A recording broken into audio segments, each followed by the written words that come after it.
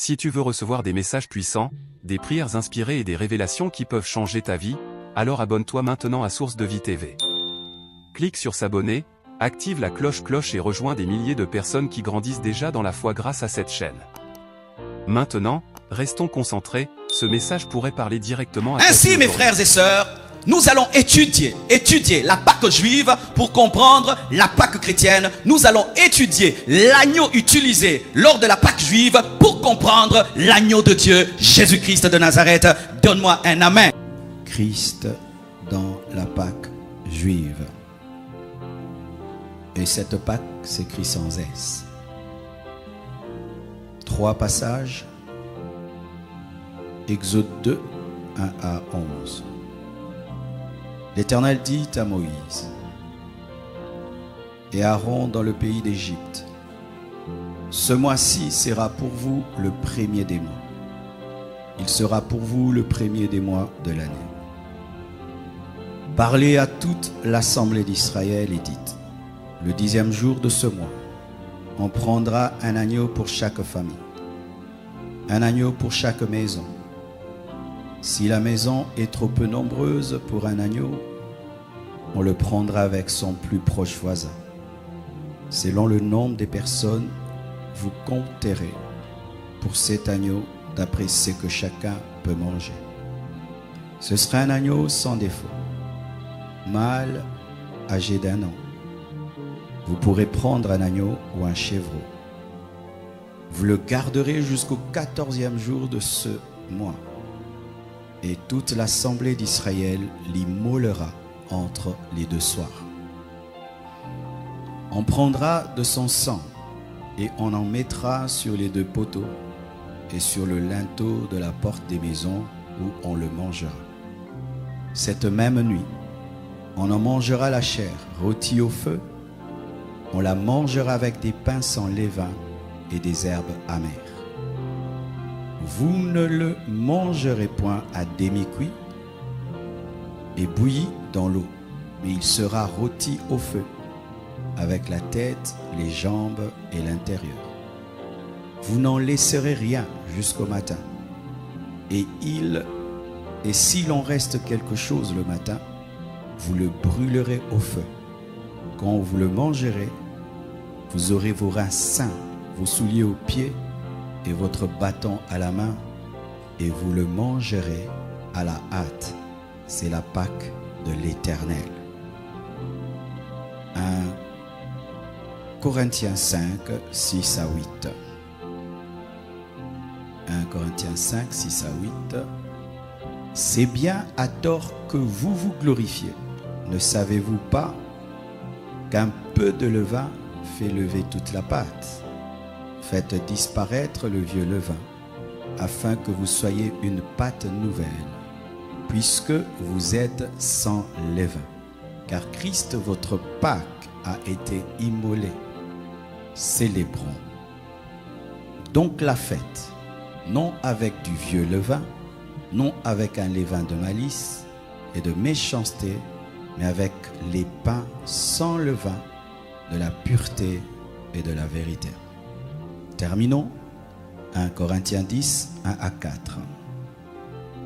Frères, je ne veux pas que vous ignoriez que nos pères ont tous été sous la nuée, qu'ils ont tous passé au travers de la mer, qu'ils ont tous été baptisés en Moïse, dans la nuée et dans la mer, qu'ils ont tous mangé le même aliment spirituel et qu'ils ont tous bu le même breuvage spirituel, car ils buvaient à un rocher spirituel qui les suivait, et ce rocher était Christ. Asseyez-vous, s'il vous plaît.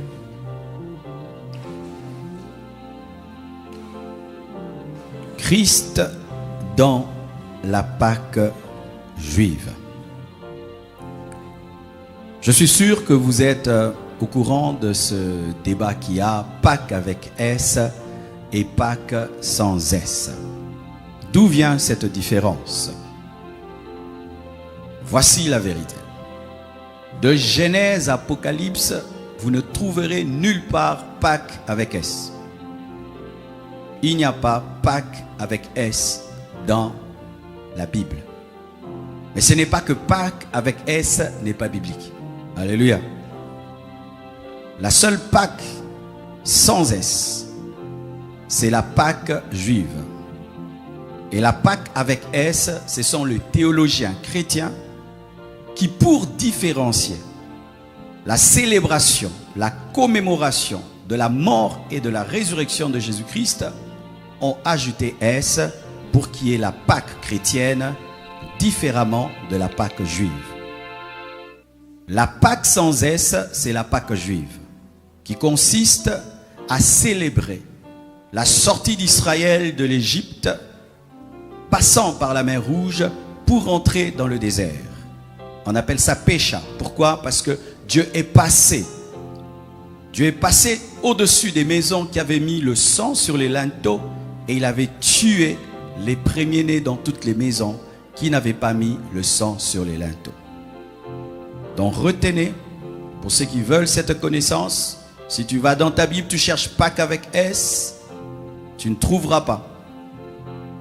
Mais Pâques avec S, ce sont les théologiens qui ont ajouté S pour différencier la célébration de la mort et la résurrection de Jésus-Christ à la passation de l'Éternel dans l'Ancien Testament, plutôt en Égypte. Alléluia. C'est pourquoi j'ai dit Christ dans la Pâque juive. Pourquoi je parle de Christ dans la Pâque juive?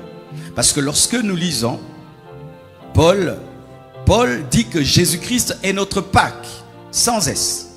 Jésus-Christ est notre Pâque et il a été immolé. Il se sert de la fête juive pour expliquer la réalité dans la Nouvelle Alliance. Et ça veut dire ceci, que tu ne peux pas comprendre la Pâque chrétienne sans comprendre au préalable la Pâque juive. Car si tu ne maîtrises pas l'ombre, tu ne peux maîtriser la réalité. Si tu ne comprends pas ce que Dieu a fait avec le peuple juif, tu ne comprendras pas ce qu'il fait avec l'Église. Et lorsque Paul vient enseigner aux Corinthiens, il ne marche pas sur ce que Dieu avait fait avec Israël, mais sur base de ce que Dieu a fait avec Israël, il enseigne maintenant la réalité en Christ, disant que l'agneau qui avait été immolé en Égypte représentait Jésus-Christ qui est notre Pâque. Alléluia. Aussi, il parle des ingrédients qui étaient utilisés le jour de la passation dans la fête juive pour les expliquer spirituellement. Et il dit que le pain sans levain dont il était parlé aujourd'hui symbolise et plutôt la vie de pureté et de sainteté. Eux ont utilisé le pain sans levain, mais pour nous aujourd'hui, c'est une vie de pureté. Car si tu fais une sainte scène sans levure, mais tu as le péché dans ta vie, pour Dieu tu as le levain. Car aujourd'hui, Dieu n'est pas concentré sur le pain, il est concentré sur ta vie. Ce qui fait que je peux aller dans un endroit où ils n'ont pas le pain sans levain, je fais la sainte scène avec le pain, avec le vin, sans levain dans ma vie, et c'est la sainte scène. Ah oui, j'ai un ami qui allait prêcher dans les forêts, et lorsqu'il devait célébrer la sainte scène, il utilisait la chikwang et le thé. Et le thé symbolisait le sang de Jésus-Christ et la chikwang symbolisait le corps de Jésus, parce que dans la nouvelle alliance, Dieu n'est pas dans le levain, Dieu est dans la pureté. Alléluia. Ainsi, mes frères et sœurs, nous allons étudier la Pâque juive pour comprendre la Pâque chrétienne. Nous allons étudier l'agneau utilisé lors de la Pâque juive pour comprendre l'agneau de Dieu, Jésus-Christ de Nazareth. Donne-moi un amen. Mais avant de revenir sur Exode, 1 Corinthiens 10, verset 4 nous dit quelque chose que les chrétiens souvent ignorent, c'est que Israël a été baptisé. Vous savez ça? Oui, lorsqu'ils sont sortis de l'Égypte et ils sont entrés dans la mer Rouge, la Bible nous dit qu'ils ont été baptisés en Moïse. Moïse représentait Jésus. Jésus nous sort de l'Égypte spirituelle pour nous donner la liberté, et Moïse les a sortis de l'Égypte physique pour leur donner la liberté. Il était la préfiguration de Christ. Amen. Ils ont été baptisés en Moïse. Ils ont été baptisés dans l'eau. Ils ont été aussi baptisés en esprit parce qu'il y avait une préfiguration du baptême dans le Saint-Esprit. La nuée était sur eux et ils avaient l'eau et la nuée comme le baptême dans le Saint-Esprit et le baptême d'eau. Alléluia. Ils ont été baptisés dans la mer Rouge en Moïse, symbole de Jésus-Christ, mais après avoir célébré la Pâque. Pour dire ceci, qu'avant d'être baptisé, il faut croire en Jésus. Il faut d'abord immoler l'agneau avant de traverser la mer Rouge. Tout baptême qui n'est pas précédé de la foi et de la rencontre avec Jésus-Christ, l'agneau de Dieu, n'est pas un baptême. C'est pourquoi je suis contre tous les baptêmes des enfants. On ne baptise pas un enfant. La foi doit naître avant d'être baptisé. Tu dois célébrer la Pâque avant d'entrer dans la mer Rouge. Tu dois rencontrer Jésus-Christ avant d'être baptisé. Tout baptême sans foi n'est pas un baptême. Tout baptême de bébé n'est pas un baptême. Donne-moi l'amen. Le baptême est un engagement d'une bonne conscience envers Dieu. Quand tu étais un bébé, tu n'avais pas une bonne conscience et tu ne pouvais pas t'engager. Ainsi, frère, tu dois te faire rebaptiser. Vous devez vous faire rebaptiser. Alléluia. Quiconque ici a eu un baptême quand il était bébé doit se faire rebaptiser. Quiconque a été baptisé quand il était païen doit se faire rebaptiser. Quiconque a été baptisé sans comprendre doit se faire rebaptiser. Amen. Et certains vous dites non, la Bible dit qu'il n'y a qu'un seul baptême. Il ne faut pas prendre une partie de la Bible, prenez toute la Bible. Oui, la Bible dit qu'il n'y a qu'un seul baptême, s'il est vrai. Il n'y a qu'un seul vrai baptême. Mais si ton premier baptême est un faux baptême, tu as besoin de 2 baptêmes. Et la Bible même nous présente des gens qui avaient un bon baptême, mais qui n'était pas un baptême parfait, mais qui ont reçu un deuxième baptême qui était parfait. Les disciples de Jean-Baptiste ont reçu le baptême de Jean-Baptiste, qui était un baptême qui préparait à la venue de l'agneau de Dieu. Mais quand l'agneau de Dieu est venu, ils ont été encore rebaptisés. Car si tu étais baptisé pour recevoir l'ombre, plutôt là, pour recevoir le véritable, lorsque le véritable vient, ton baptême est dépassé. Si on t'a baptisé sous les pieds d'un homme de Dieu, c'est un faux baptême. Si on t'a baptisé en sautant le feu, c'est un faux baptême. Si on t'a baptisé avec quelques gouttes sur le front, c'est un faux baptême. Baptême veut dire baptismos. Israël est entré dans l'eau. Ce n'était pas quelques gouttes d'eau de la mer Rouge. Ils ont traversé l'eau. Et baptême veut dire immersion. Alléluia. Plonger dans. Si on ne t'a pas plongé dans l'eau, tu n'es pas baptisé. Donne-moi l'amen que je parle. Et écoutez mes frères, toujours concernant le baptême, il y a beaucoup de débats. Il faut être baptisé dans l'eau qui coule. Il faut être baptisé dans une piscine. Voici la vérité. Le baptême, comme il symbolise la mort et la résurrection, donc l'eau c'est la terre. Alors je n'ai pas besoin d'une terre qui bouge ou qui ne bouge pas. J'ai besoin de suffisamment de terre pour être enseveli. Et donc, que ce soit dans l'eau, je te baptise. Rivière, je te baptise. Océan, je te baptise. Piscine, je te baptise.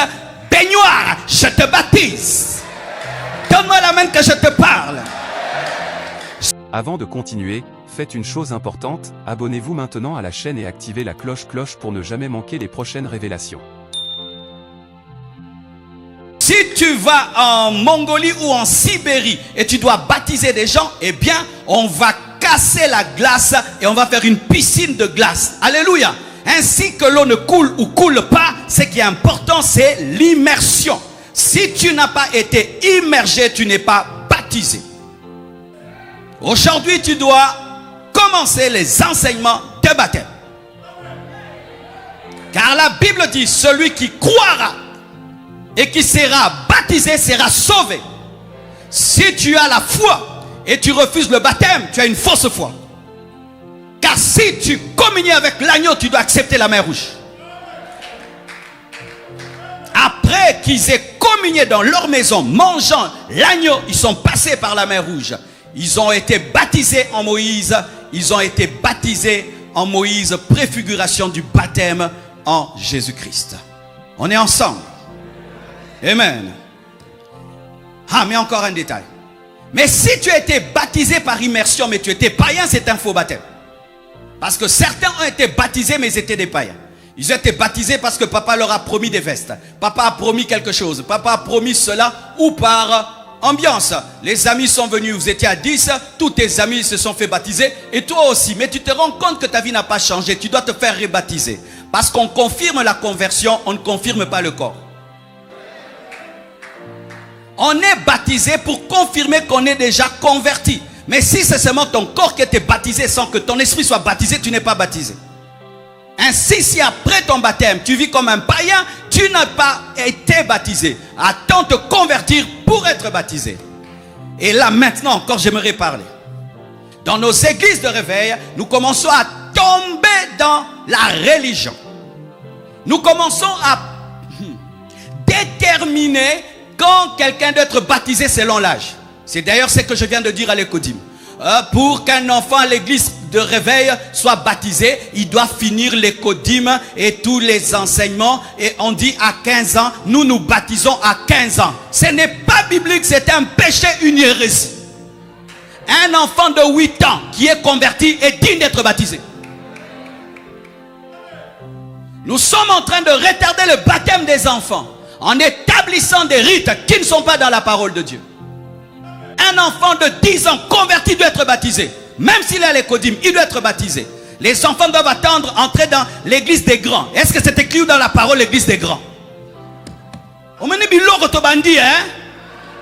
Tobandi ba catéchisme. Ton enfant qui a 10 ans, qui est né de nouveau doit être baptisé. Déjà Dieu l'a baptisé du Saint-Esprit, toi tu ne lui donnes pas l'eau. Alors que Pierre a dit, comment ces païens déjà parlent en langue, comment on peut leur refuser le baptême? Ton enfant parle la langue, mais comment il n'est pas baptisé? Dieu lui a déjà donné le baptême le plus compliqué, le baptême dans le Saint-Esprit. Tu ne veux pas qu'il soit baptisé d'eau. Nous avons des enfants à l'Ecodim qui prophétisent et qui parlent en langue, mais qui ne sont pas baptisés. Ça, c'est de l'hérésie. C'est de l'hérésie. Église de réveil, c'est l'hérésie. C'est de l'hérésie. C'est de l'hérésie. C'est l'homme qui commence à contrôler Dieu. Laissez vos enfants être baptisés. Tu as un enfant né de nouveau, baptise-le. Et si l'église tarde, tu as une piscine, baptise ton enfant. Hey, donne-moi la main, je vais te parler. Je ne veux pas te troubler, mais je dois dire la vérité, mes frères. Lorsque on a baptisé l'eunuque éthiopien, il y avait une organisation autour. Tu vas dans une ville, tu prêches la parole. Est-ce que c'est moi qui irai baptiser là-bas? Moi, si l'Ecodim tarde, je vais baptiser mes enfants. Oui, je vais les baptiser. Je vais les baptiser. Je vais les baptiser à la maison. Et accusez-moi chez Dieu. Je les ai baptisés. C'est ça, les programmes des hommes lorsque ça entre dans l'église. Quelqu'un se convertit aujourd'hui, vous allez le baptiser dans 6 ans. Enseignement 1, enseignement 2. Non, normalement dans la Bible, tu te convertis maintenant, je te baptise. Le même jour, je te baptise sans enseignement. Car ce qui est important pour le baptême, c'est de connaître Jésus-Christ. Ce n'est pas de connaître la doctrine de l'église. Maintenant, nous faisons tarder les baptêmes trop longtemps. Trop longtemps. Des baptêmes qui tardent 4 mois. Ceux qui n'ont couffé avant. L'eunuque éthiopien n'a pas suivi des enseignements pour être baptisé. L'enseignement pour être baptisé, c'est Jésus. Si tu connais Jésus, tu acceptes Jésus. C'est ça l'enseignement du baptême. Pour être baptisé, cure d'âme, délivrance. C'est écrit où? C'est écrit qu'il faut passer par la cure d'âme et la délivrance pour être baptisé.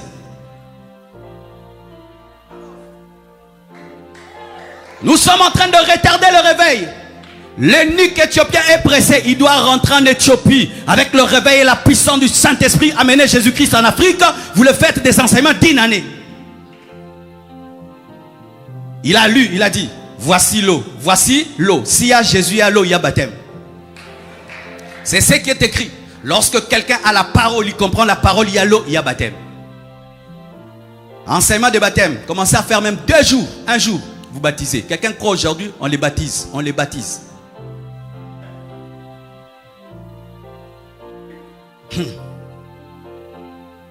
Votre silence m'effraie.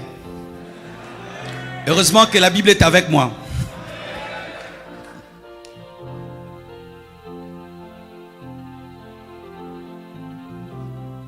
Parlons du verset que je vous ai donné. Exode 12. J'aimerais qu'on puisse me donner le verset un après l'autre, s'il vous plaît.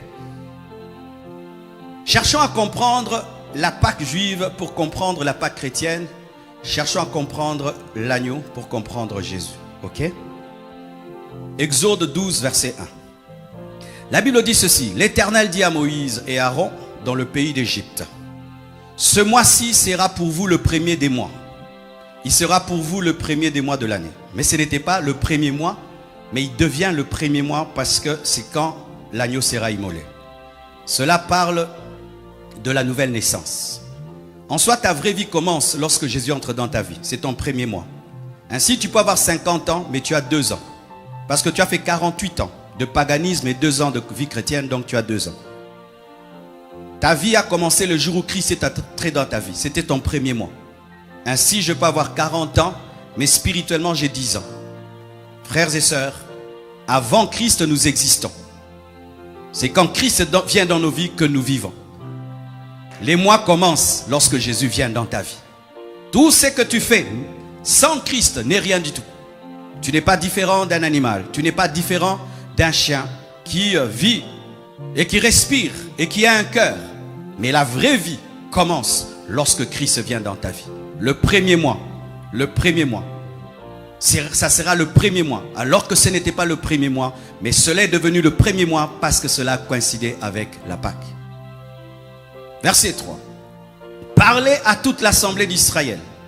On n'a pas parlé de la Pâque à tout le monde. On a parlé de la Pâque seulement aux Juifs, pas aux Égyptiens.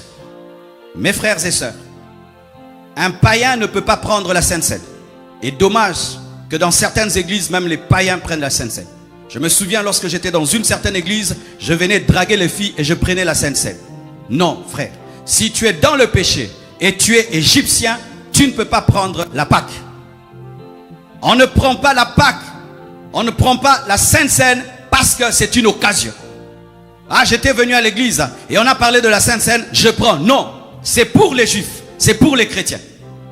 Si tu n'es pas juif, tu ne pouvais toucher au repas. Tu ne pouvais manger l'agneau. Et si tu n'es pas chrétien, tu ne peux pas toucher à la Sainte Seine. Et si nous sommes 4000, 8000, s'il n'y a que 2 personnes qui toucheront, ce sont seulement ces 2 personnes. Parce que Dieu n'est pas dans la quantité, il est dans la qualité. Alléluia. Parlez à toute l'assemblée d'Israël et dites, le 10e jour de ce mois, on prendra un agneau pour chaque famille, un agneau pour chaque maison. Le 10e jour de ce mois, on prendra un agneau pour chaque famille. Cet agneau ne venait pas de naître. Cet agneau existait déjà. Mais il a été pris, mais il était déjà. Cela parle de Jésus-Christ qui est l'agneau de Dieu, immolé avant la fondation du monde. Jésus-Christ a été préparé depuis l'éternité pour mourir pour toi. Ça n'a pas été pour Dieu un accident d'envoyer son fils à la croix. Dans sa pensée depuis l'éternité, il avait décidé. Tu n'es pas dans un projet hasardeux. Tu es dans un projet prémédité. Je répète, tu n'es pas dans un projet hasardeux. Dieu n'est pas en train d'essayer de te sauver. Dieu a prémédité de te sauver avant que tu ne naisses et que tu ne sois créé. L'agneau était avant d'être pris. Il a été pris, mais il était déjà. Parce qu'il n'est pas né le jour qu'on l'a pris, il était déjà. Et la Bible dit, parlez à toute l'assemblée d'Israël et dites, le 10e jour de ce mois, on prendra un agneau. On ne dit pas on prendra un mouton. On prendra un agneau pour dire que c'est un fils qui doit mourir. Et pour qu'on parle d'agneau, il faudrait que le mouton ait maximum 1 année. Plus d'1 année, ce n'est plus un agneau. Frères et sœurs, celui qui est mort, c'est le Fils de Dieu. Dieu déjà au travers de Moïse était en train d'annoncer en avance que son fils allait mourir. C'est un agneau. Un agneau. Dieu prophétisait dans la bouche de Moïse que ce serait l'enfant. Son enfant, l'agneau, qui devait mourir. Et il dit même, si vous ne trouvez pas d'agneau, trouvez un chèvreau. Le chèvreau, c'est toujours l'enfant de la chèvre. Un fils. Depuis l'éternité, Dieu avait prémédité de donner son fils. Et on dit, pour chaque maison, lorsque Dieu te sauve, il pense à ta famille. Crois au Seigneur Jésus et tu seras sauvé, toi et toute ta maison. Tu es ici, tu es seul, mais Dieu cherche ta famille au travers de toi. C'est pourquoi lorsque tu rentres à la maison, prêche la parole et prêche la parole. Pourquoi? C'est le Dieu des maisons. L'agneau n'a pas été immolé sur la rue. Il était immolé dans les maisons parce que Dieu est le Dieu des familles. Lorsque Dieu cherche un prophète, il va dans une famille. Lorsqu'il cherche un roi, il va dans une famille. Et lorsque même son fils devait venir sur la terre, il a cherché un couple. Alléluia. Ta famille est importante. Arrêtez de taxer de sorciers vos familles. Dieu a besoin de ta famille, ta maison. Ta maison, frère, si tu es le seul chrétien de votre famille, tu vas souffrir. Mais si tous vous êtes des chrétiens, ce sera plus facile. Vous allez vous aider, vous soutenir. Gagne ton mari, gagne ta femme, gagne tes enfants, gagne tes frères et sœurs. La maison. Alléluia. Et la Bible dit, si la maison est trop peu nombreuse pour un agneau, on le prendra avec son plus proche voisin. L'évangélisation. Jésus est trop grand pour que tu le manges seul. L'agneau est trop grand pour que tu le manges seul. Partage à ton quartier. Va prêcher à l'école. Va prêcher à l'université. Va prêcher au boulot. Va jusqu'aux extrémités de la terre. Tout le monde doit manger l'agneau. Lorsqu'il établit la Pâque, il parle déjà de l'évangélisation. Si vous êtes peu nombreux pour cet agneau, mangez avec le voisin. Et je voudrais vous dire, mes frères, Jésus est suffisant pour que tout le monde puisse le manger. Nous devons partager Jésus, partager la parole, partager la connaissance à nos voisins. Selon le nombre de personnes, vous compterez pour cet agneau d'après ce que chacun peut manger. Ce sera un agneau sans défaut. Pas n'importe quel agneau. Un agneau sans défaut. Cela parle des perfections de Jésus-Christ. Jésus n'a jamais péché. Jésus est l'agneau sans défaut. Il n'a jamais péché. Ni en parole, ni en pensée, ni en action. Jésus n'a jamais péché. Et la preuve que Jésus n'a jamais péché, c'est sa résurrection.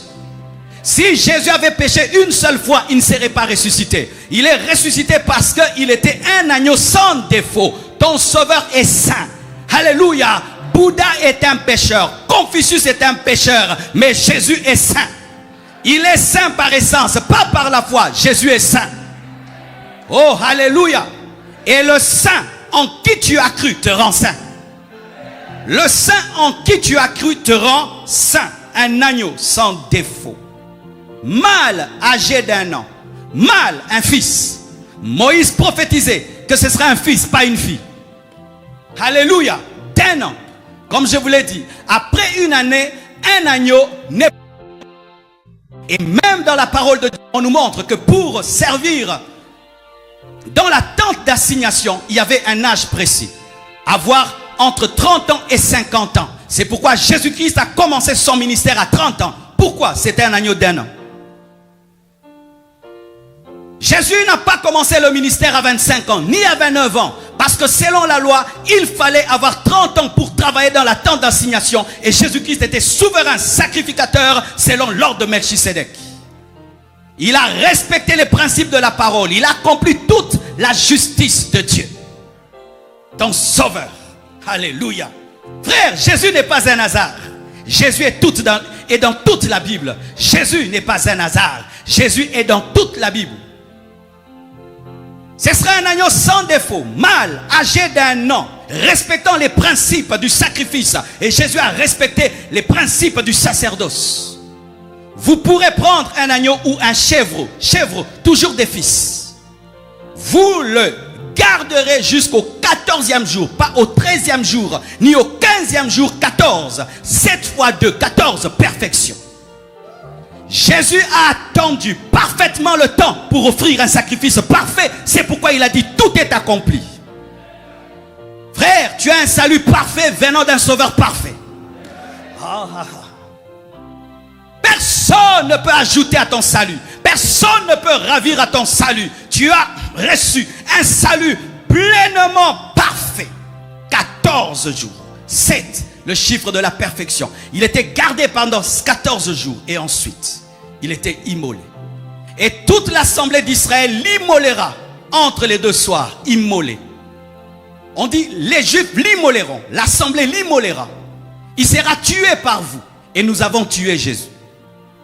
Chacun Aucun de nous ici a tué Jésus. Souvent nous disons les Romains l'ont tué. Non, nous l'avons tué. Jésus est venu à cause de nos péchés. Si on n'avait pas péché, il ne serait pas venu. Nous avons tué le Fils de Dieu. Nous avons tué l'agneau de Dieu. Nous l'avons immolé. Et on dit entre les deux soirs. Moïse a prophétisé même l'heure à laquelle Jésus-Christ allait mourir à la croix. Entre les deux soirs. Jésus est mort entre les deux soirs. Il est mort à la 9e heure. Et la 9e heure, c'est 15 heures. Parce que quand en Israël, quand on dit 9, il faut ajouter plus 6. Jésus est mort à 15 heures entre les deux soirs. Si la prophétie sur le détail de sa mort s'est accomplie, les prophéties sur ta vie se réaliseront, car Dieu a veillé sur cela. Jésus n'est pas mort le matin, il est mort le soir, parce que l'agneau devait mourir entre les deux soirs. Mais là encore, il y a des extrêmes qui disent, ainsi la Sainte Seine doit être célébrée le soir, parce que Jésus-Christ est mort à 15 heures et l'agneau est immolé entre les deux soirs. Non, il ne faut pas entrer dans l'extrémisme en toute chose, de peur que nous puissions aller aussi en Israël pour être baptisés dans le Jourdain. Celui qui dit qu'il ne faut prendre la Sainte Seine que le soir doit être aussi baptisé au Jourdain. Doit prendre aussi cette Sainte Seine à Jérusalem et dans la même salle et assis par terre. Amen. Ce qui est important pour Dieu dans la nouvelle alliance, ce n'est pas l'heure, c'est la vie donnée tout le temps. Ainsi, je ne me souviens pas de Jésus-Christ que le soir. Je me souviens de Jésus-Christ le matin, midi et le soir. Et tu peux prendre la Sainte Seine le matin, à midi, le soir, la nuit. Tu peux la prendre à la maison, à l'église et partout. Alléluia. On prendra de son sang et on en mettra sur les deux poteaux et sur le linteau. Les deux poteaux de la porte et le linteau. On tue l'agneau, mais on doit mettre le sang. Tu peux tuer l'agneau sans mettre le sang, tu n'es pas sauvé. Pour être sauvé, tu tues l'agneau, mais tu dois mettre le sang. Pour dire quoi?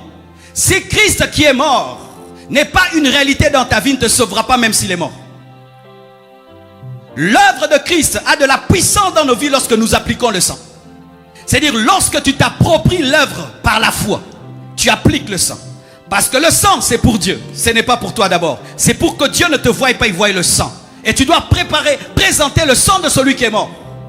Frère, Jésus est mort pour l'humanité, mais il y a des hommes qui iront en enfer. Pourquoi? Il y a l'agneau immolé dans leur maison, mais il n'y a pas le sang sur les linteaux. Tu dois présenter, tu dois croire au sacrifice de la croix et tu dois t'en approprier et dire, Jésus-Christ est mort pour moi. Jésus-Christ a versé le sang pour moi. Parce que les linteaux symbolisent deux choses. Ça symbolise ta vie et ça symbolise la croix. Non, mais c'est terrible. Moïse était un grand prophète. On met le sang sur les portes qui sont en bois. Et lorsque Jésus-Christ vient, il meurt sur le bois. Il était en train de prophétiser que le sang sera versé sur la croix. Il voyait déjà la technologie des Romains. Waouh! Mes frères et sœurs, vous avez cru en un Dieu puissant qui maîtrise tous les détails de votre destinée. Soyez en confiance, frère. Moi, quand je lis de telles choses, j'ai la paix. J'ai la paix, frère. Lorsque Moïse est en train de parler des portes et des linteaux, Dieu est en train de voir la croix. Applique le sang à ta vie. Même s'il y a l'agneau qui est mort, tu dois croire en son sang et le présenter à Dieu. Car la Bible dit, ils l'ont vaincu à cause du sang de l'agneau. Nous avons vaincu le diable qui condamne lorsque nous présentons l'œuvre de Jésus-Christ qui nous justifie. Si tu ne crois pas en Jésus, tu ne lui donnes pas ta vie. Même s'il est mort à la croix, tu ne seras pas sauvé. Même si l'agneau est immolé, il faut mettre le sang sur les linteaux. Ça, c'est ta part. Alléluia. Et la Bible dit ceci. On prendra de son sang et on en mettra sur les deux poteaux et sur les linteaux de la porte des maisons où on le mangera. Cette même nuit, on en mangera la chair, rôtie au feu. On la mangera avec des pains sans levain et des herbes amères. Le pain sans levain, le levain symbolise le péché, symbolise le mal. Paul en parle. La sanctification de la vie de Jésus-Christ sans péché. Jésus-Christ a vécu dans la sainteté pour que nous puissions vivre dans la sainteté. Tu ne peux pas communier à la Sainte Seine sans une vie de sanctification. Certains présentent le pain sans levain, mais ils ont le levain dans leur propre vie. Enlève le péché de ta vie. Présente une vie sans péché. C'est ça le pain sans levain. Jésus est le pain sans levain. En lui, il n'y avait pas le péché. Et il nous enseigne la sanctification. Mes frères et sœurs, enlevez le levain de vos vies. Enlevez le péché de vos vies. Enlevez le levain de vos vies. Enlevez tout ce qui fait gonfler la pâte et qui vous empêche d'avoir la forme de Jésus-Christ. Le levain déforme le pain. Le levain change le pain. Et le péché change ta vie, détruit ta vie. Et on dit accompagner des herbes amères. Les herbes amères symbolisent deux choses. La souffrance d'Israël dans le désert, plutôt la souffrance d'Israël en Égypte, parce qu'ils ont été chicotés, frappés, tapés, et ils ont souffert. Dieu veut que tu te rappelles ce que tu étais avant lui. Rappelle-toi qu'avant Jésus-Christ, tu étais poursuivi tous les jours par les démons. Si tu rencontres Marie de Magdala, tu lui diras quoi? Avant Jésus, tu avais 7 démons. Et toi, tu avais des herbes amères dans ta vie. Tu n'avais pas la joie, tu n'avais pas la paix, tu n'avais pas le sommeil. Mais Jésus-Christ t'a donné la joie, il t'a donné la paix. Lorsque tu penses à la mort de Jésus-Christ, pense à ce que tu étais dans le monde, tu avais des herbes amères. Mais les herbes amères aussi symbolisent la souffrance de Jésus-Christ. Jésus-Christ n'est pas mort en riant, parce qu'il est Dieu, il a souffert. On lui a arraché sa barbe, on lui a mis une couronne d'épines, on l'a flagellé, on l'a transpercé le côté, des clous dans ses mains, des clous dans son corps. Pour toi, Jésus a souffert pour que tu vives. Jésus-Christ a souffert pour que tu sois béni. Le châtiment qui te donne la paix est tombé sur lui. Et c'est par ses meurtrissures que tu as été guéri. Il fallait qu'il ait l'amertume pour que tu aies la joie. Les herbes amères. N'oublie jamais ce que tu étais dans le monde, mais n'oublie jamais aussi la souffrance que Jésus-Christ a acceptée pour toi. Vous ne le mangerez point à demi-cuit, saignant. Jésus n'aime pas la viande saignante. Il y a trop de chrétiens qui donnent à Dieu des viandes saignantes et qui sont des viandes saignantes, demi-cuit. Il est moitié chrétien, moitié païen, demi-cuit. Samedi en boîte, dimanche à l'église, demi-cuit. Il parle comme les chrétiens, il agit comme les païens, demi-cuit. Dieu ne consomme pas ce qui est demi-cuit. L'agneau ne doit pas être demi-cuit. Il faut qu'il soit immolé, calciné, brûlé, consumé. Et on dit, pas bouilli, pas de l'eau.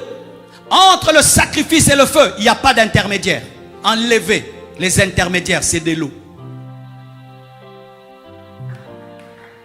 Entre le feu de la sainteté du jugement et l'agneau, il n'y a pas d'intermédiaire. Le feu touche directement l'agneau, afin que le sacrifice soit parfait. Lorsque vous mettez des intermédiaires entre vous et Jésus-Christ, vous mettez de l'eau. Dieu ne mange pas les choses bouillies. Quand tu places le pasteur, le prophète entre toi et Dieu, c'est bouilli. Dieu veut une communion directe, pas d'eau, directement, mes frères. Mais cela révèle aussi le désir de Dieu de prendre toute ta vie. Dieu veut toute ta vie, mon frère. Il veut toute ta vie. Pas une partie de toi ne doit rester à toi. Tout doit lui appartenir. L'agneau est immolé. Immolé, c'est dire brûlé, calciné totalement. De sorte que ton ancien toi disparaît. On ne te retrouve plus. Tu es tellement brûlé, tu ne deviens que de la cendre. Ainsi Paul dit, ce n'est plus moi qui vis, c'est Christ qui vit en moi. Et on dit que lorsqu'une personne est en Christ, c'est une nouvelle créature. Pourquoi? L'ancien était immolé, brûlé. C'est resté que de la cendre. Vous ne le mangerez point à demi-cuit et bouilli dans l'eau, mais il sera rôti au feu, avec la tête, les jambes et l'intérieur. La tête, les jambes et l'intérieur. La tête, la pensée de Christ. Les jambes, ça marche dans la sainteté. Ses entrailles, la miséricorde et l'amour.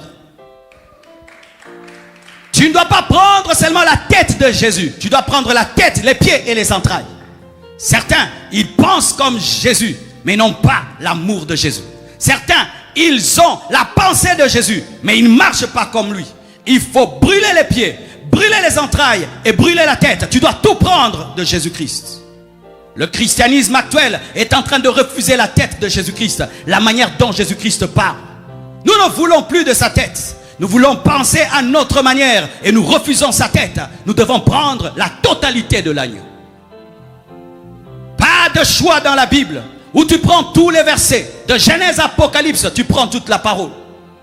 Pas un côté où tu aimes et l'autre tu n'aimes pas. Vous n'en laisserez rien jusqu'au matin. Rien. Tu ne dois rien laisser. Tu dois prendre tout. Aucun verset dans ta vie ne doit souffrir de blessures intérieures. Tu dois tout prendre. N'ayez pas des versets préférés. N'ayez pas des enseignements préférés. Prenez tout. Tu ne dois rien laisser. Et la Bible dit ceci. Vous n'en laisserez rien jusqu'au matin. Et s'il en reste quelque chose le matin, vous le brûlerez au feu. Pourquoi? Pour que la sainte nourriture ne soit pas confondue à la nourriture ordinaire. Tout ce qui était préparé par révélation ne doit pas rencontrer ce qui est préparé humainement. La séparation totale entre le divin et l'humain, entre ce qui est sacré et ce qui est profane. Dieu veut qu'il y ait une séparation nette dans ta vie entre ce qui est spirituel et ce qui est profane. La nourriture, la Pâque, ne devait jamais rencontrer la nourriture provision. C'est pourquoi elle devait être brûlée. Dans ta vie, lorsqu'il y a une confusion, il y a un mélange entre le divin et l'humain, c'est ce que Dieu n'aime pas. Tu dois accepter que dans ta vie, il y a une nette séparation entre Dieu et le péché, entre Dieu et ce qui est mondain. Tout doit être brûlé dès le matin. Et s'il en reste brûlé tout, qu'il ne reste plus rien.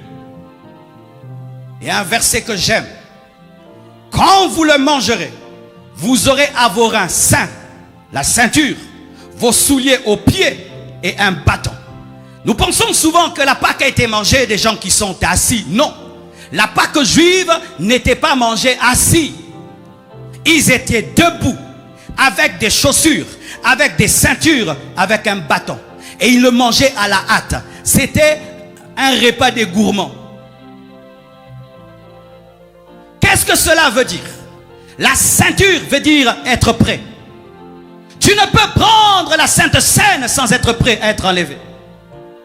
Car si tu ne peux rencontrer son vrai corps, tu ne peux prendre le symbole du corps. Est-ce que tu es prêt à rencontrer?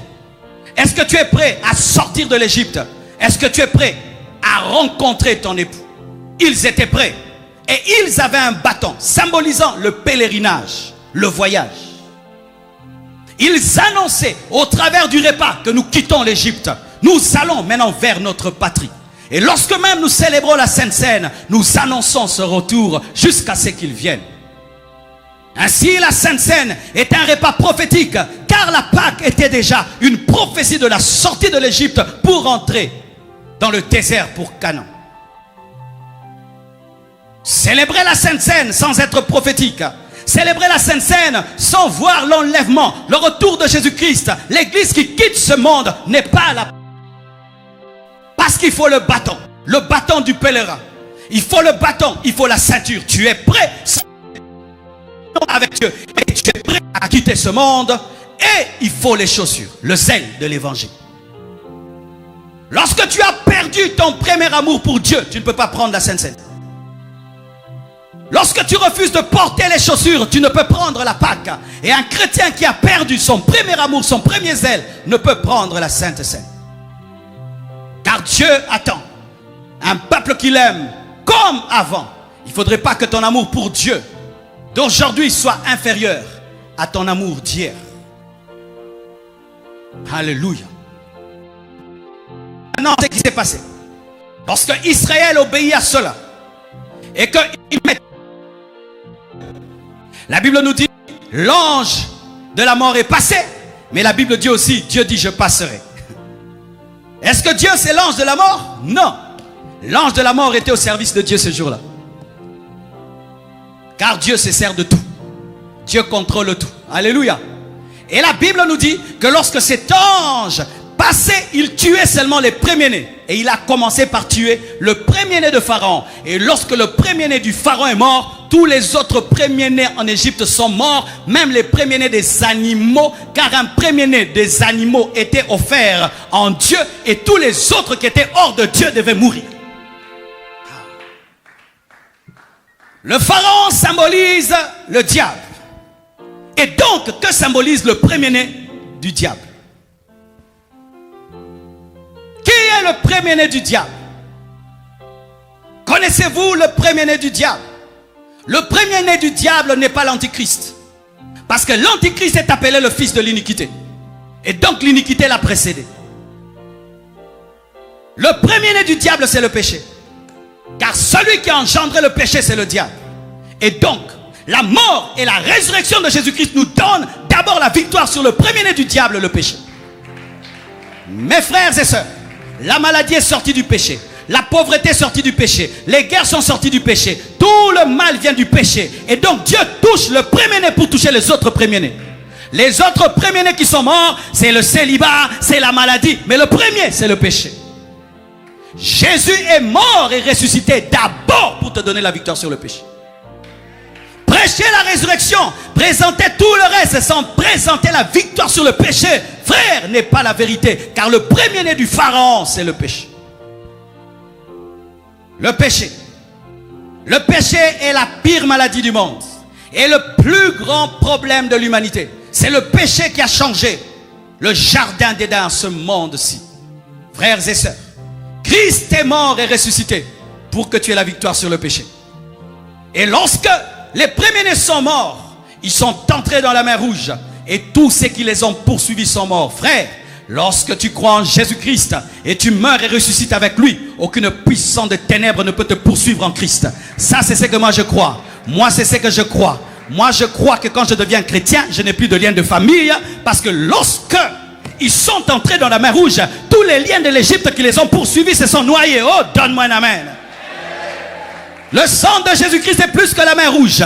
Jésus-Christ est plus que la mer Rouge. Si la mer Rouge peut anéantir toute l'armée de Pharaon, à combien plus forte raison l'œuvre de la croix? Tu as des liens de famille parce que tu le dis. Tu as des réclamations parce que tu le dis. Je n'ai aucune réclamation. Je n'ai aucun lien de famille. Donne-moi la main que je te parle. Mais tu dis, mais oui, mais pasteur, tu dis ça. Mais malgré que je suis chrétien, j'ai encore des faiblesses. Les faiblesses que tu as, ce sont les combats que tu as au-delà de la mer Rouge.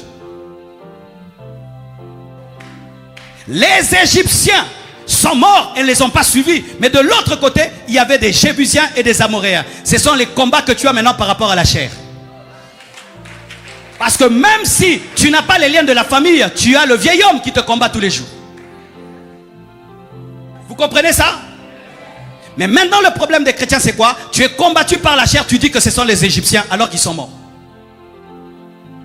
Frère, tout problème n'est pas démoniaque. La plupart des problèmes des chrétiens sont charnels.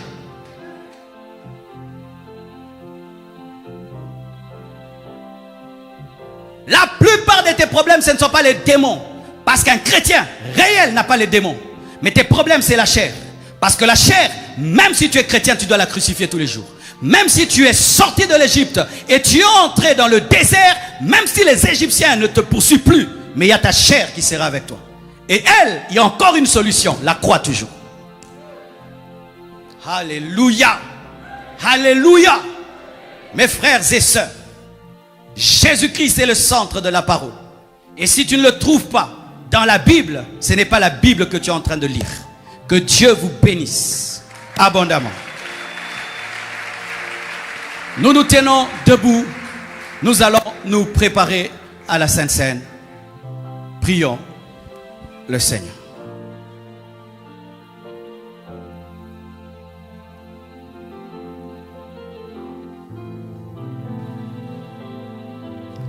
Jésus.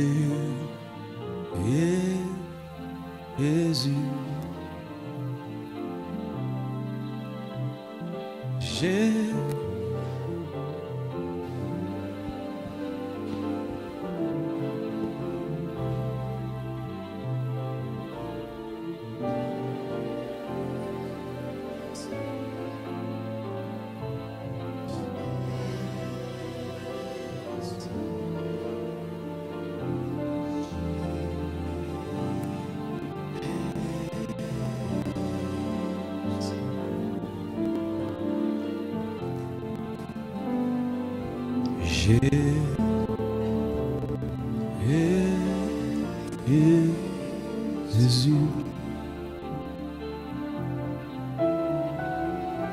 Jésus.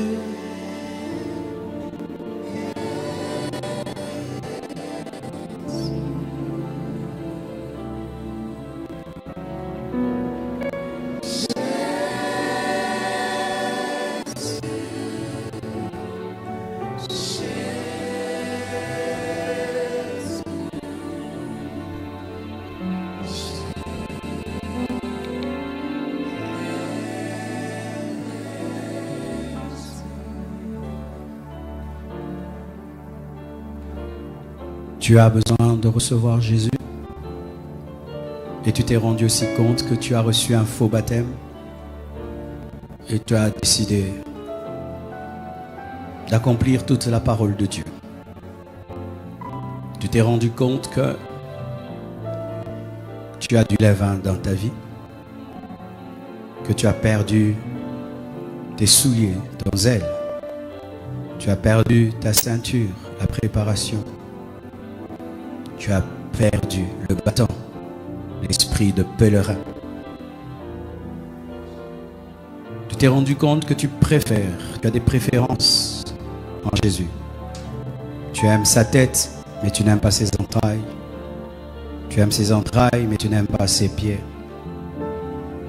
Tu t'es rendu compte que tu as offert à Dieu une viande saignante, bouillie, alors qu'il veut que tu sois totalement consumé. Totalement consumé.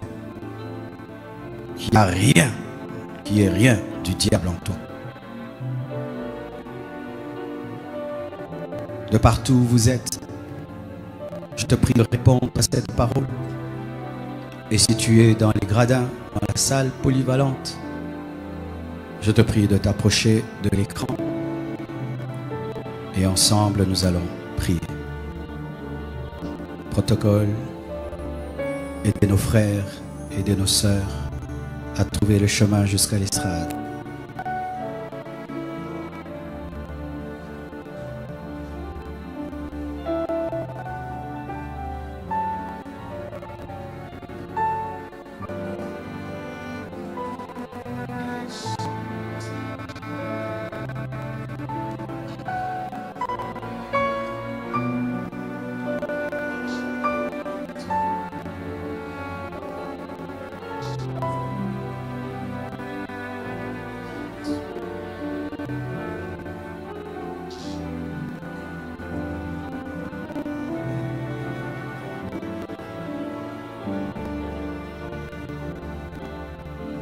Tu as décidé de renoncer au baptême que tu avais pris quand tu étais un bébé, un enfant.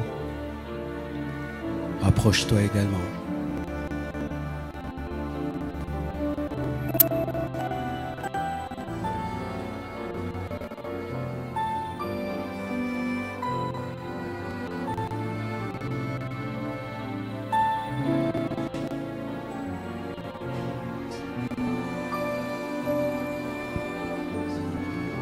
Prions ensemble. Seigneur Jésus-Christ, je t'offre ma vie. Totalement. Prends tout en moi. Je te reçois dans mon Seigneur et mon Sauveur personnel. Pardonne tous mes péchés. Sauve-moi. Change-moi. Délivre-moi. Transforme-moi. Je confesse de ma bouche le Seigneur Jésus-Christ. Et je crois dans mon cœur que Dieu l'a ressuscité entre les morts. Donne-moi tes souliers. Donne-moi ta ceinture. ton bâton. J'accepte ta tête, tes pieds, tes entrailles.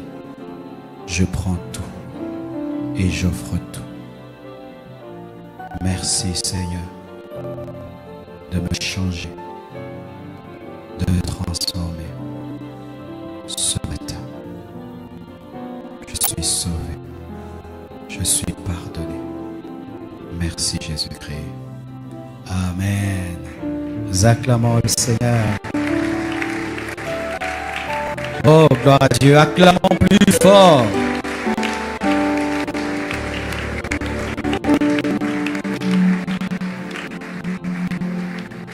Alors, mes frères et sœurs, après le culte, ne soyez pas pressés de partir. Vous allez vous asseoir à notre gauche, au fond là-bas, pour ceux qui veulent être baptisés et pour ceux qui ont donné seulement aujourd'hui leur vie à Jésus-Christ. Vous asserrez à notre gauche. Le département de formation passera pour vous aider à être affermi et à être au plus tôt. Amen.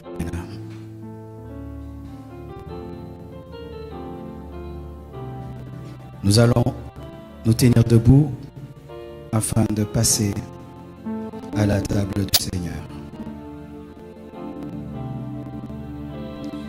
À cause des mesures barrières, nous ne donnons pas le pain ni la coupe. Vous apportez cela de vos maisons. J'espère que vous l'avez fait. C'était déjà annoncé depuis le dimanche passé. Tu vas te présenter devant Dieu, toi qui veux prendre le saint repas. Tu vas mettre ta vie en ordre afin d'être béni par ce repas.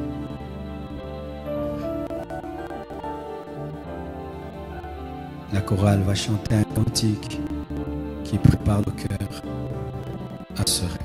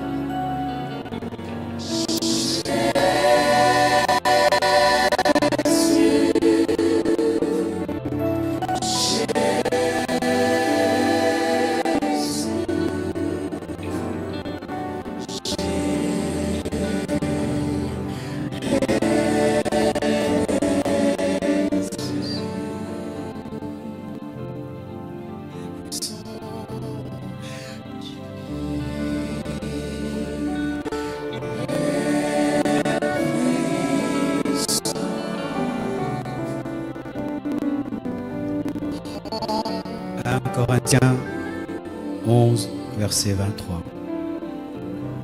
La Bible dit: car j'ai reçu du Seigneur ce que je vous ai enseigné. C'est que le Seigneur Jésus, dans la nuit, il fut livré, prit du pain.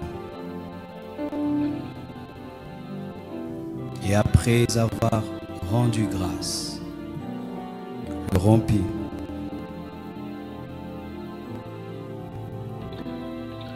Et dit: ceci est mon corps qui est rompu pour vous. Faites ceci en mémoire de moi. De même, après avoir soupé, il prit la coupe et dit, cette coupe est la nouvelle alliance en mon sang. Faites ceci en mémoire de moi, toutes les fois que vous en boirez. Car toutes les fois que vous mangez ce pain et que vous buvez cette coupe, vous annoncez la mort du Seigneur jusqu'à ce qu'il vienne. C'est pourquoi celui qui mangera le pain ou boira la coupe du Seigneur indignement sera coupable envers le corps et le sang du Seigneur. Que chacun donc s'éprouve soi-même et qu'ainsi il mange du pain et boive de la coupe. Car celui qui mange et boit sans discerner le corps du Seigneur mange et boit un jugement contre lui-même.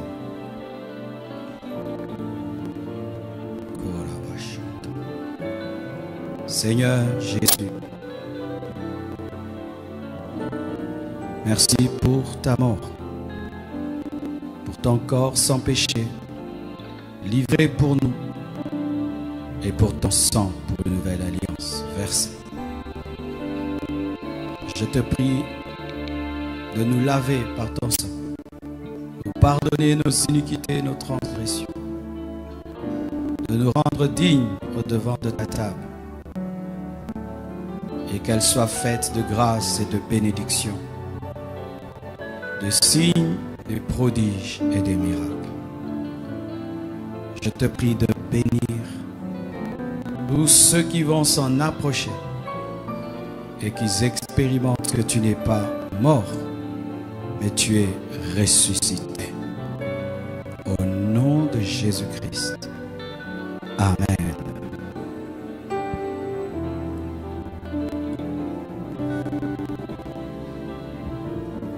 Tu vas prendre le pain et la coupe en prière.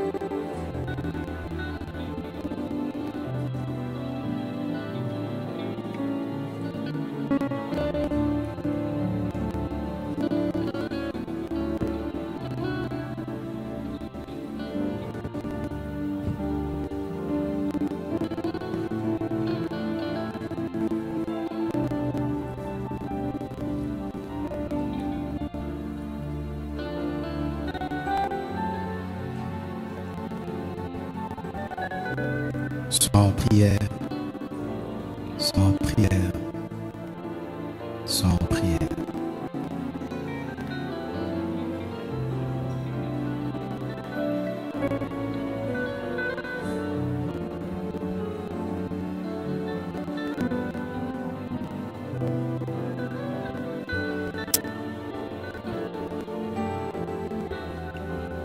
Tenons-nous debout, nous allons prier.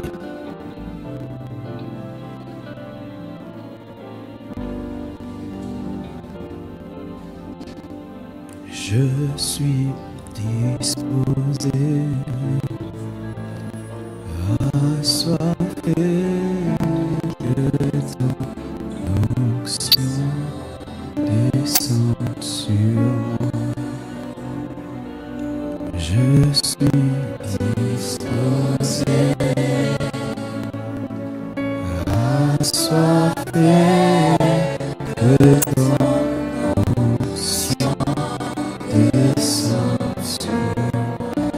ne chante pas seulement, prie cette chanson. disposé, assoiffé de ton onction. Que Dieu te prouve que ce repas est différent. Disposé, assoiffé de ton onction, descends sur moi. Je suis disposé, assoiffé de ton onction, descends sur moi. Je suis disposé, assoiffé de ton onction.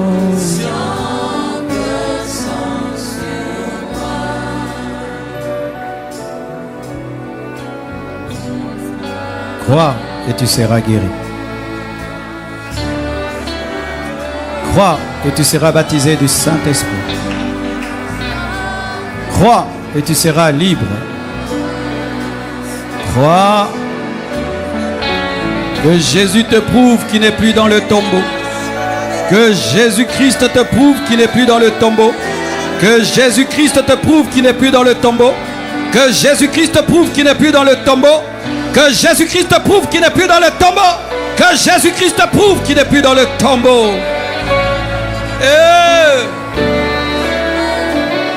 Alléluia. Oh, je suis disposé, assoiffé, que ton onction descende sur moi. je suis disposé, change ma vie, change ma vie, révèle-toi, révèle-toi, révèle-toi, révèle-toi, ressuscité, révèle-toi, comme tu t'es révélé aux disciples, leur donnant des preuves de ta résurrection. Révèle-toi, Jésus, donne des preuves de ta résurrection, donne des preuves, des preuves, des preuves, des preuves, des preuves, des preuves, des preuves, des preuves,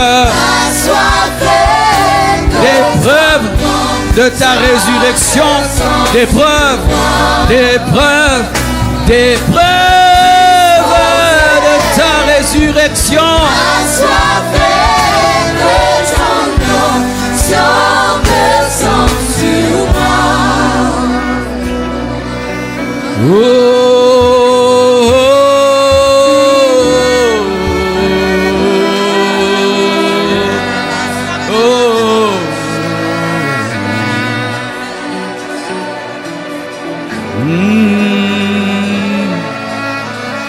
Présence, présence, présence, présence, présence. Le ressuscité est au milieu de nous. Le ressuscité est au milieu de nous. Tout dépend de ta foi. Demande des grandes choses. Demande des grandes choses. Et si tu n'as rien à demander, adore le ressuscité.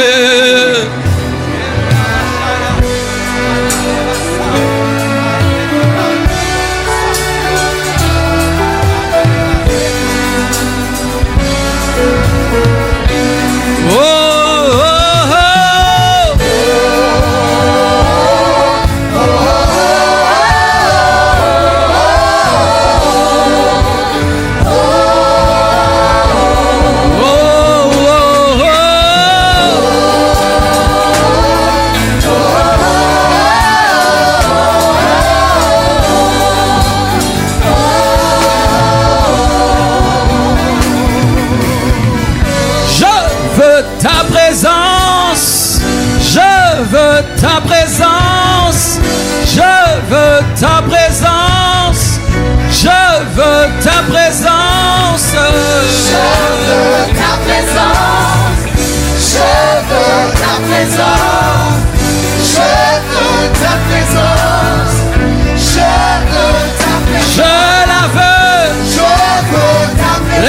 ressuscité.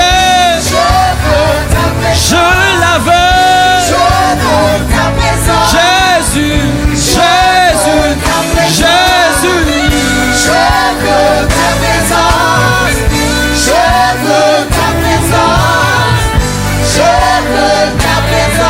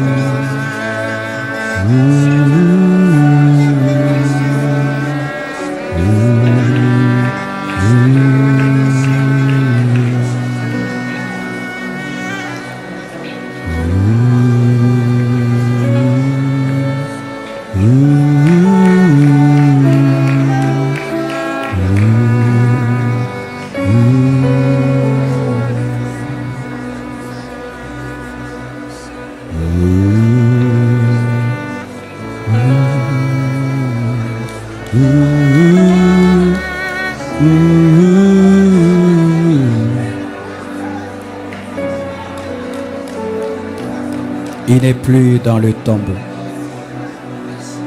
Il est dans ta vie. Il est au milieu de nous. Il est au milieu de nous. Il est au milieu de nous. Il est au milieu de nous. Il est au milieu de nous. Il est au milieu de nous. Oh!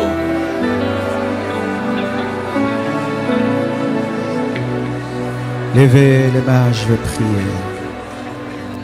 Pour les guerres. Raza katabarosi amash. Mande razo manakazi. Reskende rebosha garabazut. Renda la gore sinte karabaya sakatarabasha. Sonda rabakanda rabasunte rebo. Reo seke le brosha calabrosante rebosha. Vos bâtons en main. L'église est en pèlerinage. Nous sommes en pèlerinage. Et nous devons hâter le départ. Ils ont mangé le pain avec hâte. Ils étaient pressés de quitter l'Égypte. Et nous pouvons aussi hâter notre départ en évangélisant, en annonçant Christ au monde. Il est écrit, rachetez le temps car les jours sont mauvais. Rachetez le temps car les jours sont mauvais. Accélérons le salut des âmes. Accélérons la mission. Accélérons l'évangélisation. Donnons aux voisins l'agneau immolé. Donnons aux voisins l'agneau immolé. Il y a des millions d'hommes et de femmes qui n'ont jamais entendu ce message. Ce que tu as entendu ce matin, il y a des hommes qui sont morts et ne l'ont jamais entendu. Et d'autres mourront et ne l'entendront jamais. Parce que tu as gardé l'agneau pour toi-même. Alors qu'il y avait assez même pour tes voisins. Ah, va partager. Va annoncer.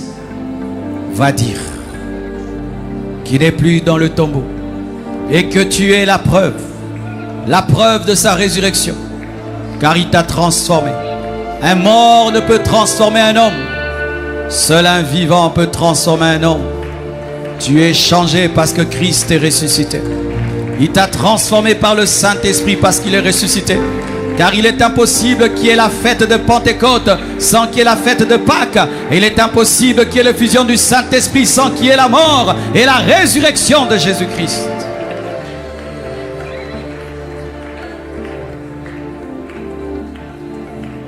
En Israël, il y avait 3 grandes fêtes. La première fête était la fête de Pentecôte. La fête de Pâques, qui préparait la fête de Pentecôte. Et la fête de la Pentecôte préparait la fête des tabernacles. La fête de la Pâque célèbre le Fils. La fête de la Pentecôte célèbre le Saint-Esprit. La fête des tabernacles célèbre le Père. Jésus, notre Pâque, a été immolé. Il est mort et ressuscité. Et il a répandu le Saint-Esprit le jour de la Pentecôte. Et bientôt nous allons tabernacler avec Dieu dans la nouvelle Jérusalem céleste. Tout ce qu'Israël a vécu était l'ombre de ce que Dieu préparait pour l'Église. Nous avons vécu la Pâque par la mort et la résurrection de Jésus. Nous sommes sortis du monde. Nous avons reçu le Saint-Esprit, la fête de Pentecôte.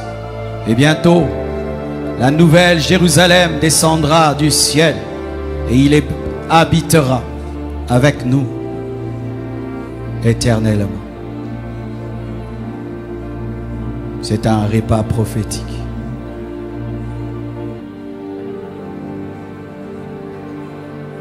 Je veux prier pour 17 personnes. Ce n'est pas que ce sont les seuls que Dieu touche et touche déjà. Mais c'est un signe de Dieu dans ce culte. De sa présence et de sa puissance. Même toi qui es dans la salle polyvalente. Même dans les gradins.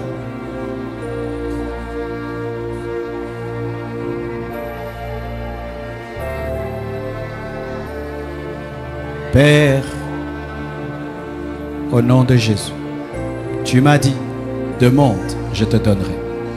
Et je te demande de bouleverser des vies et de toucher 17 hommes et femmes en ce lieu. Au nom de Jésus-Christ. 1, 2, 3, 4, 5, 6, 7, 8, 9, 10, 11, 12, 13, 14, 15, 16, 17.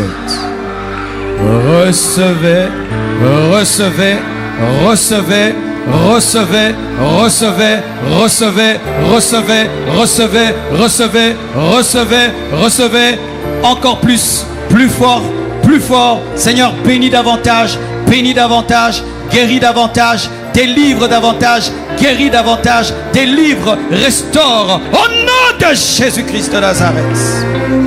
Amenez-les ici.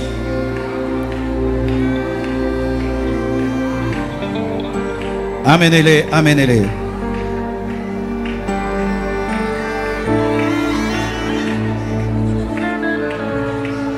Oui, je t'aime. Oui, je t'aime. Présence. Oui, je t'aime. Oui, soyez dans la présence de Dieu. C'est ton matin. C'est ton matin, c'est ton matin, c'est ton matin, c'est ton matin. C'est ton matin. Frère, c'est ton matin. C'est ton matin. C'est ton matin. C'est ton matin. C'est ton matin. Tu ne rentreras pas tel que tu es venu. Là où tu es, Que la main de Dieu te cherche et te trouve. Reçois ta bénédiction.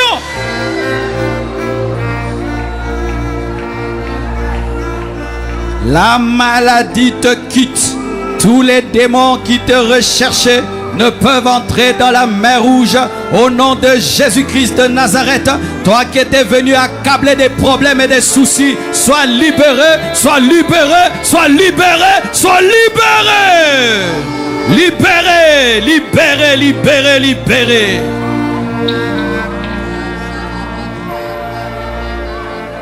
Tu as mangé des nourritures envoûtées, que cela soit brûlé par la Sainte Seine que tu as mangé.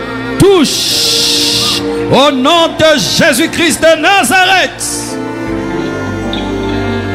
Alléluia. Au nom de Jésus. Reçois, reçois, reçois, reçois.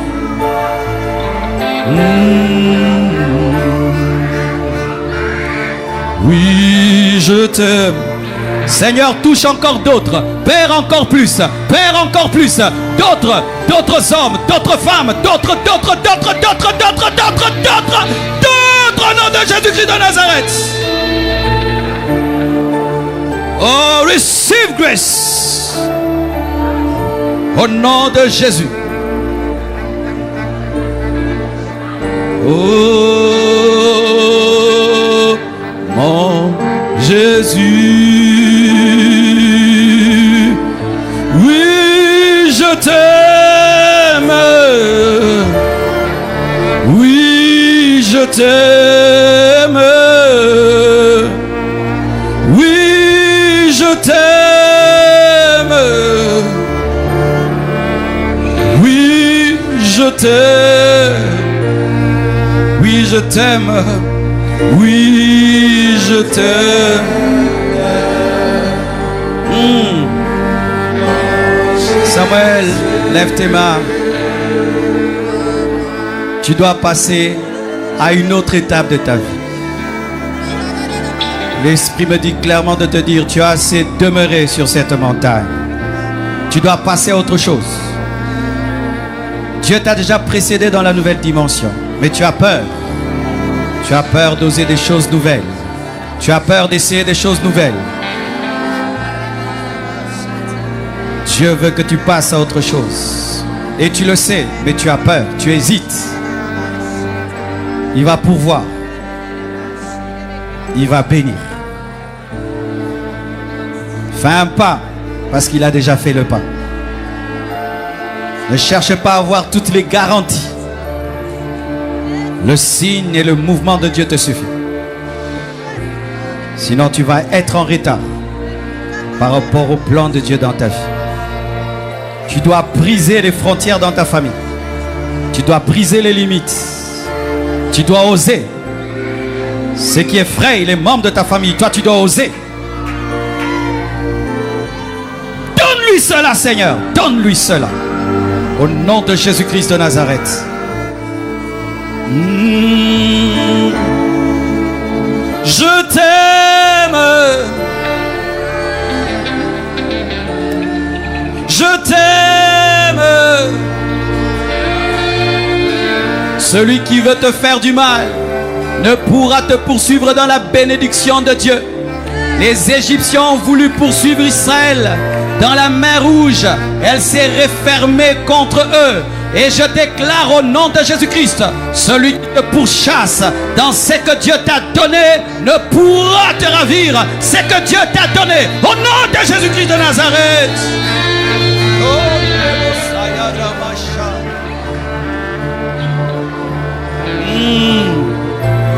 Oh, merci Seigneur, merci Seigneur.